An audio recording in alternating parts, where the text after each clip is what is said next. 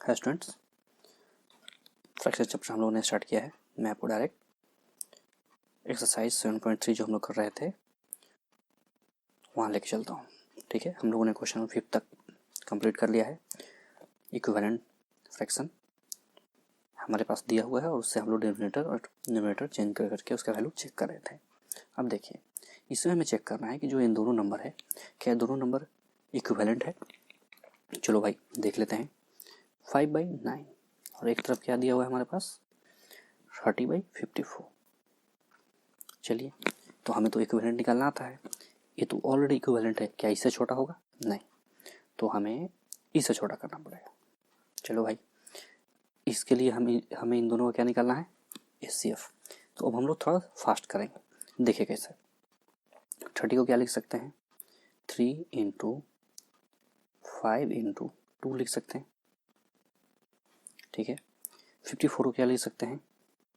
3 × 3 × 3 ×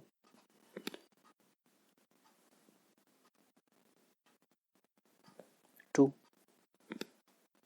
ठीक है, चलिए, ये मैंने क्या किया, इन दोनों का फैक्टर निकाल दिया, प्राइम फैक्टर। अब कट करें, 3 से 3 खत्म, 2 से 2 खत्म।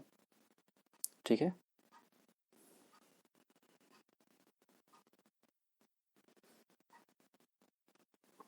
कितना बच गया हमारे पास? ऊपर में 5 और नीचे में 9। 3 को 3 से मल्टीप्लाई करेंगे तो हमें 9 मिलेगा। मीन्स ये दोनों वैल्यू क्या हो गए? इक्वल हो गए। तो हमें हमारा इक्विवेलेंट फर्स्ट मिल गया कि फर्स्ट हमारा क्या होगा? इक्विवेलेंट होगा। उसी तरीके से हम लोग सेकंड, उसी तरीके से हम लोग थर्ड देखेंगे। देखिए, थर्ड तो साफ देखने से पता चल रहा है कि नहीं होगा। क्यों नहीं होगा? देखिए, नीचे में इसके 11 है और ये 13 है। ये दोनों क्या होते हैं? Prime number. वो नंबर कभी इक्विवेलेंट हो ही नहीं सकते हैं। तो ये तो हमारा देखते हैं के साथ कैंसिल हो गया। ठीक है, इसमें देखिए 3/10 एंड 12/50। इसको देख लेते हैं, 3/10 एंड 12/50। ठीक है, देखिए 12 को हम लोग क्या लिख सकते हैं? 3 × 2 × 2। 50 को क्या लिख सकते हैं? 5 × 5 × 2। कोई दिक्कत?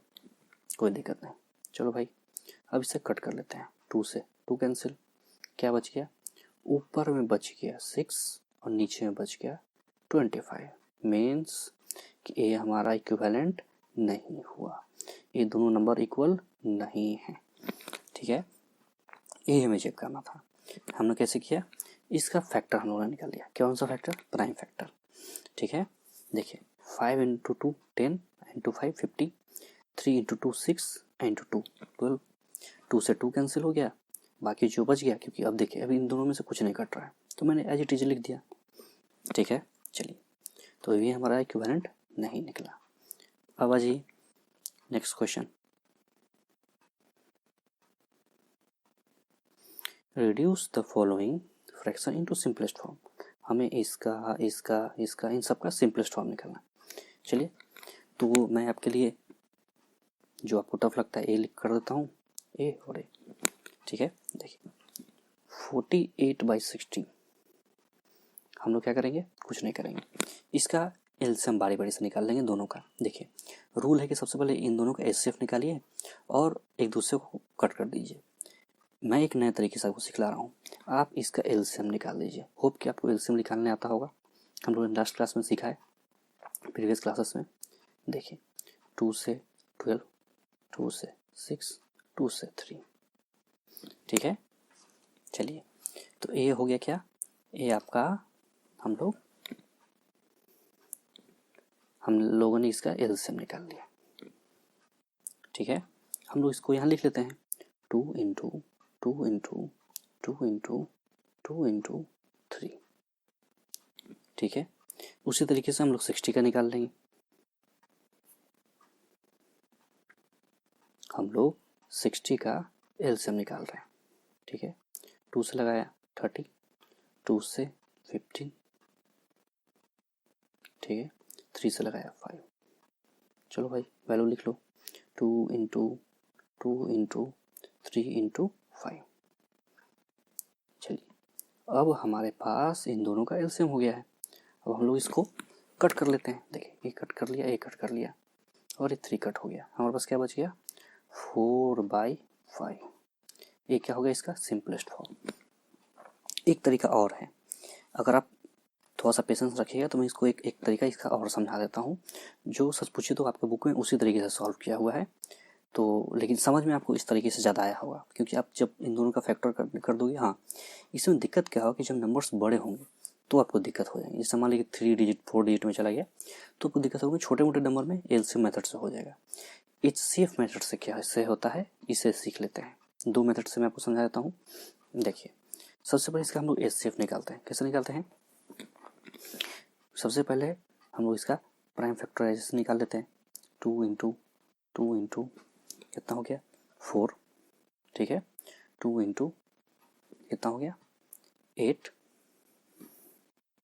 2 इंटू 3, ठीक है। 60 आ जाइए। 60 के किस में हो जाएगा 2 इंटू 2, ये 2 नहीं 5 हो गया।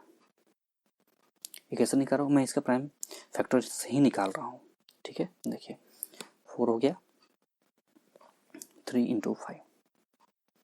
अब इन दोनों में जो कॉमन है सिर्फ उसको हम लोग निकाल लेते हैं बाहर। देखिए 2 और 3 हम लोग इसे मल्टीप्लाई करते हैं। 2 इंटू 3 कितना हो जाएगा 6 और ये 12, ठीक है। हमें पता चल गया कि 12 इसमें इसका एचसीएफ हो जाएगा, ठीक है। अब देखिए, जब आप इसे 12 से डिवाइड करोगे, ठीक है, इसके ऊपर वाले वैल्यू को और नीचे वाले वैल्यू को, इसको 12 से डिवाइड कीजिएगा डायरेक्ट, ठीक है। तो ये कितना आ जाएगा, ये 5 हो जाएगा और ये 4 हो जाएगा। तो डायरेक्ट आपका वैल्यू निकल के आ जाएगा 4 और 5। ये हो गया आपका एचसीएफ मेथड से। तो दोनों मेथड आपको मैंने समझा दिए। जो आपको इजी लगता है उस तरीके से कीजिए। अगर आप इस तरीके से चलते हो तो आपका समय बचेगा, ठीक है। उस तरीके से तो आप समझ के बना ही रहे थे, ठीक है। चलिए, रमेश के पास 20 पेंसिल्स हैं, लिख लेते हैं। रमेश के पास 20 पेंसिल्स है। सीलू के पास 50 है, सीलू के पास 50 है, ठीक है। जमाल के पास 80 है, जमाल के पास 80 है। चलो भाई आगे देख लेते हैं। आफ्टर 4 मंथ, 4 महीने के बाद रमेश यूज्ड 10 पेंसिल, रमेश ने 10 पेंसिल खर्च कर लिए। अब उसके पास कितने बचे? 10। सिलू ने 25 यूज कर लिए। चलो भाई, सिलू ने तो 25 यूज कर लिए। अब कितने बचे उसके पास? 25। जमाल यूज्ड 40, जमाल ने 40 यूज कर लिए। उसके पास अब कितने बचे? 40, ठीक है। What fraction did each use up, check if each has used the equal fraction of his her pencil. चलिए इसे समझते हैं। शुरुआती में आपके पास 20 पेंसिल थे, आपने 10 खर्च कर दिए। अब कितने आपके पास बचे? 10। मीन्स हमारे पास टोटल कितने थे? 20। ये मैं रमेश के लिए बता रहा हूँ, फर्स्ट केस। हमारे पास कितने थे? 20 कुल। 10 हम लोगों ने खर्च कर लिए या बचा लिए, ठीक है। अब हमारे पास इसको फ्रैक्शन फॉर्म में इस तरीके से लिख लिया। अब इसे कट करेंगे, कितना वैल्यू आएगा? 1/2। तो इसे कहीं हम लोग नोट कर लेंगे, ठीक है। इसे हम लोग नोट कर लिया कि इसका वैल्यू कितना आ गया? 1/2। अब दूसरे केस में जो सीलू थी उसके पास कितने थे? 50। टोटल उसके पास 50, उसने 25 के क्या कर लिए? यूज कर लिए। जब इन दोनों को कट करेंगे तो हमारे पास वैल्यू कितना आ जाएगा? 1/2। चलो इसको भी नोट कर लेते हैं। अब आ जाइए, हमारा जो जमाल था उसका कुल कितने पेन थे? टोटल 80। यू उसने कितने किए? 40। जब इससे कट करोगे कितना वैल्यू आएगा? 1/2। इसका मतलब कि हम लोगों ने क्या देखा कि इन सारे केसेस में हमारे पास जो वैल्यू आ रहा था वो क्या आ रहा है? 1/2, 1/2 एंड 1/2। मीन्स हमारा जो फ्रैक्शन, इन तीनों का फ्रैक्शन क्या हो गया? उन्होंने हाफ पेंसिल यूज किया है 4 मंथ में, ठीक है। चलिए, तो इसका वैल्यू कितना हो गया? 1/2। कोई दिक्कत समझ में आ रहा है? चलिए अब आ जाइए इस वाले में, मैच द फॉलोइंग। पहले यहाँ इसको ठीक कर लिया जाए।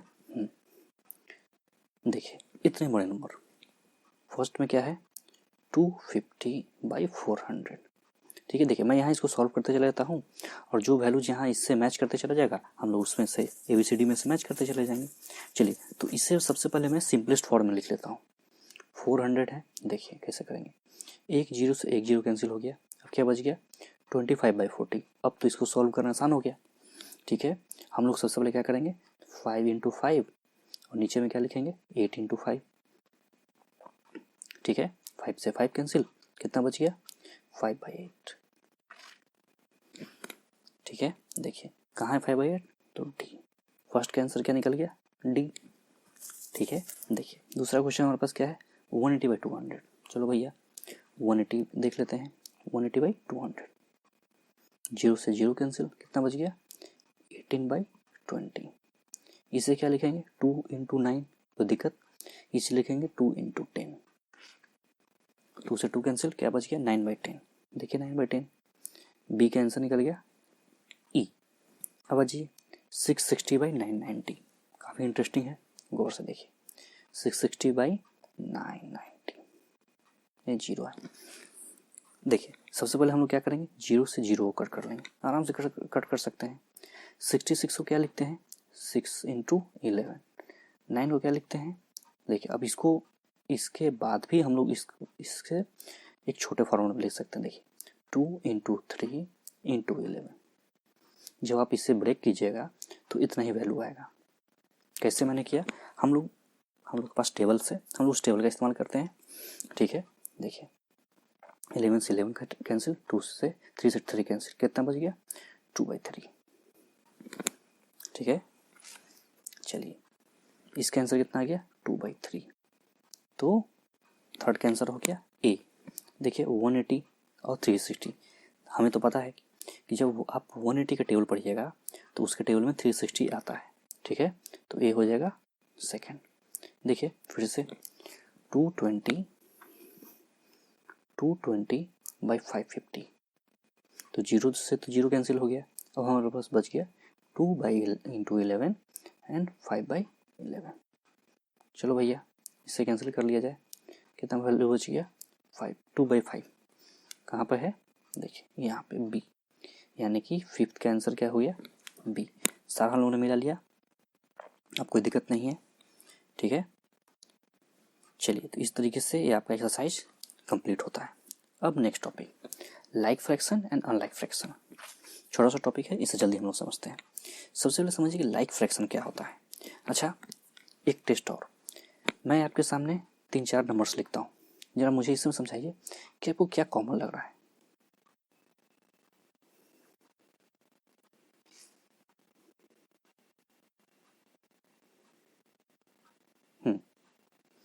ठीक है, इतना ही छोटा सा रखते हैं। आपके सामने मैंने 5 नंबर्स लिखे हैं, और मुझे समझाइए कि इनमें आपको क्या कॉमन लग रहा है। कुछ तो लग रहा है, कुछ कुछ सब में सेम सेम लग रहा है। हाँ, आपने सही सोचा, सब में 4 कॉमन है।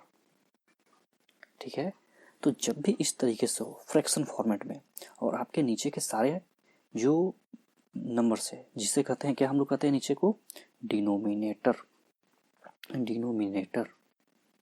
ठीक है, जब डिनोमिनेटर्स सभी नंबर्स के सेम होंगे उसे हम लोग कहेंगे लाइक फ्रैक्शन। ठीक है, तो उसे हम कहेंगे लाइक फ्रैक्शन। ठीक है, और एग्जांपल देख लेते हैं। जैसे देखिए 7/8, 11/8, 9/8, 1/8। ठीक है, 5/8। इसका मतलब कि जब भी इसके नीचे के सारे के डिनोमिनेटर सेम होंगे, ठीक है, तो इसे हम लोग कहेंगे लाइक फ्रैक्शन। ठीक है, लाइक फ्रैक्शन। अब इसी में अगर कहानी में ट्विस्ट हो जाए, अच्छा जरा मुझे अब ये समझाइए 7/11, 7/12, 7/15, 7/21, तो अब इन्हें हम लोग क्या कहेंगे। अभी तो हम लोग ने झटके से सीख लिया लाइक फ्रैक्शन। ठीक है, अब मुझे समझाइए जरा कि इसे हम लोग क्या कहेंगे। क्या अभी भी कोई इसे लाइक फ्रैक्शन कहेगा? नहीं, क्यों? क्योंकि ये लाइक फ्रैक्शन नहीं है। क्यों नहीं है? ऊपर के न्यूमरेटर से हमें कोई फर्क नहीं पड़ता है। ठीक है, जब अगर नीचे का डिनोमिनेटर अगर सेम नहीं है, ठीक है, यहाँ देखिए सारे के डिनोमिनेटर्स अलग अलग है, तो इसे हम लोग क्या कहेंगे, अनलाइक फ्रैक्शन, अनलाइक फ्रैक्शन, ठीक है, उसे कहेंगे हम लोग अनलाइक फ्रैक्शन। देखिए जैसे 7/24 आप ही का बुक का क्वेश्चन है, और 7/25, ऊपर के न्यूमरेटर सेम होने से फ्रैक्शंस को कोई फर्क नहीं पड़ता है, अनटिल एंड अनलेस नीचे के फ्रैक्शंस सेम होने चाहिए, नीचे के नंबर सेम होने चाहिए, नीचे के डिनोमिनेटर्स। इसलिए मैंने आपको पहले ही समझा दिया था कि आप नीचे और ऊपर के जो भी टर्म्स है उसे पढ़ने के लिए सीख लीजिए जल्दी से, ठीक है। तो न्यूमरेटर एंड डिनोमिनेटर, एक छोटा सा टॉपिक कंप्लीट। चलिए फर्दर क्लासेस में आपको मैं कंपेयरिंग फ्रैक्शन समझाऊंगा, क्योंकि अभी तक आप लोगों ने लाइक अनलाइक नहीं सीखा था, तो मुझे कंपेयरिंग समझाने में दिक्कत होता था, अब नहीं होगा। देखिए आपके बुक में दिया हुआ है 1/15, 2/15, 3/15, 8/15, क्या है यहाँ, नीचे के सारे के डिनोमिनेटर्स सेम हैं, ठीक है। चलिए thanks for watching, keep practicing. और अब आप बुक के बहुत सारे सवाल और कॉन्सेप्ट सीख चुके हैं, आप और भी क्वेश्चंस को सॉल्व कर सकते हो अदर बुक से भी, कोई दिक्कत नहीं है। चलिए thanks for watching, keep practising.